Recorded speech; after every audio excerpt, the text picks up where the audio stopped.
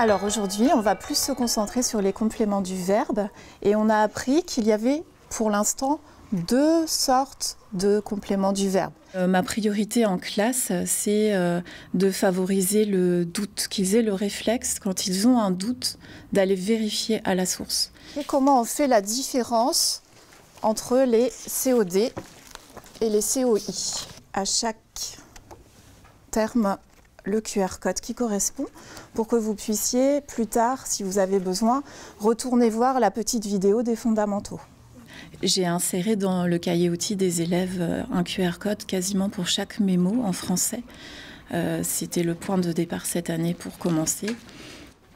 En plus, les vidéos des fondamentaux sont tournées de façon humoristique et puis il est reconnu que ça favorise la mémorisation. Donc c'est vraiment l'objectif principal dans ma séquence, c'est le côté mémorisation, que l'enfant puisse réactiver, être conscient qu'il a besoin de réactivation régulière pour ancrer ça dans sa mémoire à long terme. Parfait, je regarde la petite vidéo avec à l'imparfait et je regarde les terminaisons.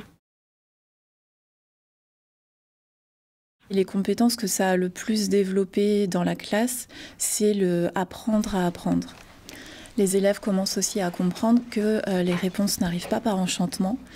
La bonne réponse, on la trouve avec un cheminement mental. Donc, et pour cela, ils peuvent suivre leur carte mentale, élaborée au préalable.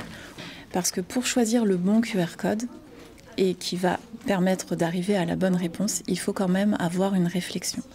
Donc le QR code n'est pas non plus une baguette magique, mais elle fait partie du cheminement qui permet d'ancrer les notions et vraiment de les maîtriser à long terme.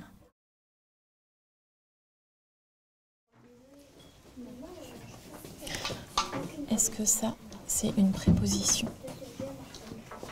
Je dispose les tablettes à peu près au centre de la classe pour qu'elles soient accessibles facilement pour tous les enfants. Et moi, je me place aussi au centre de la classe, mais pour autre chose, pour travailler avec des enfants en remédiation. Alors, les usages des tablettes par les élèves se sont régulés d'eux-mêmes. Quand ils rencontrent un problème plusieurs fois, souvent ils s'entraident. Je n'ai même plus besoin d'intervenir. Ils ont vraiment intégré l'idée que c'était au besoin. Et la tablette n'a pas complètement envahi l'espace de travail. C'est vraiment entré dans leurs habitudes puisque maintenant j'ai des commandes de QR code quand on aborde une notion en classe ou qu'on fait des recherches et puis qu'on explore des pages internet. L'année prochaine, j'aimerais bien intégrer aussi les QR codes à mon utilisation de la littérature de jeunesse pour y associer des contenus audio, vidéo ou culturels.